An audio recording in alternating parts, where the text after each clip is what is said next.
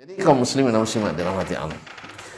Jadi ketika umat istiqamah di atas sunnah tak ada dusta.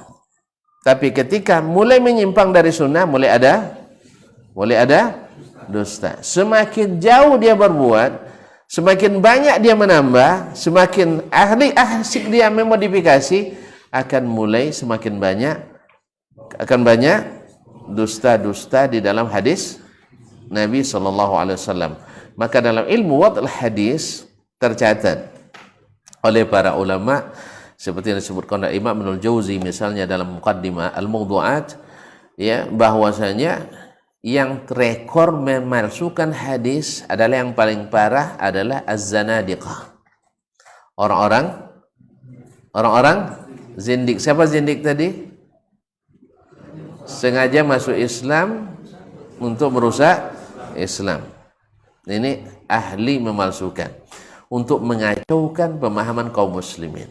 Yang kedua adalah Syiah Rafidah, orang-orang Syiah.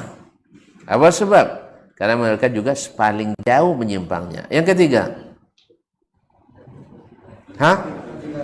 adalah As-Sufiyah, orang-orang Sufi, tasawuf. Apa sebab? Agamanya dengan rasa, agama dengan pengalaman. Akhirnya supaya pengalaman ini dikuatkan, maka perlu diriwayatkan. Akhirnya lahirlah sanad-sanad palsu untuk menguatkan. Mereka asal baik, niatnya pasti diterima. Akhirnya dibuatkan perkataan yang baik, lalu dipasang sanadnya yang menurut mereka baik. Tetapi kalau ahli-ahli hadis membuka borok itu. Yang keempat, yang paling banyak. Ini juara bertahan nih kaum muslimin tuh datang. Nah, adalah para penceramah al-qussas, yaitu para penceramah. Tahu penceramah? Penceramah harus pandai bercerita. Jadi banyak karangannya. Jadi oleh sebab itu para penceramah punya peran penting juga memalsukan hadis. Ada seorang khatib ceramah bagus sekali, bikin orang menangis. Dalam sebuah riwayat yang panjang dibuatnya.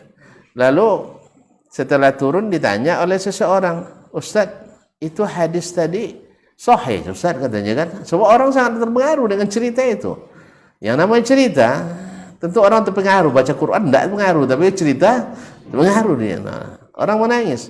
Lalu katanya, "Kamu bilang tidak sahih, itu terdapat dalam kitab Al-Mawdu'at Ibnul Jauzi." Tahu tidak katanya? Ibnul Jauzi itu ulama besar. Rupanya dia salah paham. Al-Mawdu'at itu menurut dia jamak maudhu'. Maudhu' itu tema. Jadi mawdu'at hadis-hadis tematik. Apalagi disusun berdasarkan bab-bab. Dikiranya hadis-hadis tematik. Padahal maksud Ibnul Jauzi adalah al-mawdu'at, maknanya al-makzubul mukhtalaq. Itu hadis-hadis palsu. Jadi lain menurut penulis, lain menurut pembaca. Penulis bermaksud mengumpulkan hadis-hadis palsu. Pembaca memahami hadis-hadis tematik.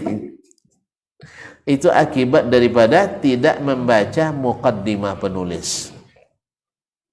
Jadi berapa banyak yang mutasyabihat akhirnya orang anggap seolah-olah muhkamat. Akhirnya ini yang terjadi.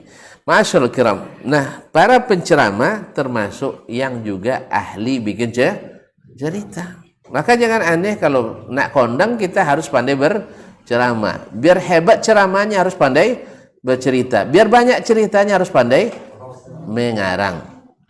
Ya. Babat TV Sunnah, belajar agama baru alif.